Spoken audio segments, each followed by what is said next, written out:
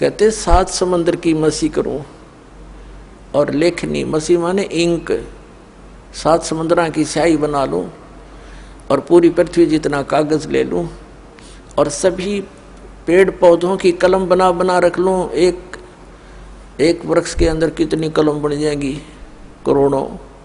और कहते सारी कलम घिस जा, समुद्र जैसी स्याही भी खत्म हो जाए और धरती जितना कागज भी शेष उसमें जगह ना रहे। लिखते लिखते तो गुरु गुण लिखा नहीं जाए, तो लिख के दिखाओ उसे सतगुरु के गुण को। एक कुत्ते के जीवन में लिखने लग जाओ, सुबह लेकर शाम तक वो कितना कष्ट उठाता है। पहले तपला तून पाक रहा था, बनकर अच्छी पोस्ट प्राप्त करके 2 पैसे घर पर हो गए, भगवान बजा नहीं। अब कुत्ता बनकर सैर सपट्टे करता फिर रहा है। कबीर साहब कहते हैं अपनी वाणी में, बीबी पड़ते रहे थी और डोडी लगे थी बाहर,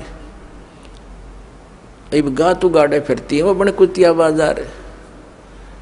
वो नवाबों की औरतें, राजाओं की स्त्रियां पर्दों में रहा करती थी, डोडी आगे उनके पैर लगा करते थे, कोई गैर व्यक्ति, ऐसा वैसा व्यक्ति हमारे घरों में प्रवेश ना हो जा।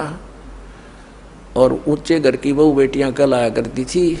सत्संग में जाने से वो बेइज्जती मानती थी, हमारी इज्जत नहीं रहेगी। हमारे बहू बेटियां यदि सत्संग में संतों के पास चली गई थी। अब वो कुतिया बनी अंडे बिना नी वस्त्र फिर रही है उस बाजार के अंदर, सरेआम बिरन मट्टी करवा दी एक राम नाम बिना, इस झूठी चोचलों ने।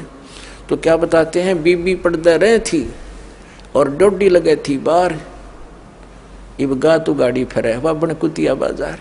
वो पर्दे की सुंदरी सुनो संदेशा मोर, अब गा तू गाड़े फिरती है, वो करे सरायों शोर। अब परमात्मा हमें याद दिलाना चाहते हैं,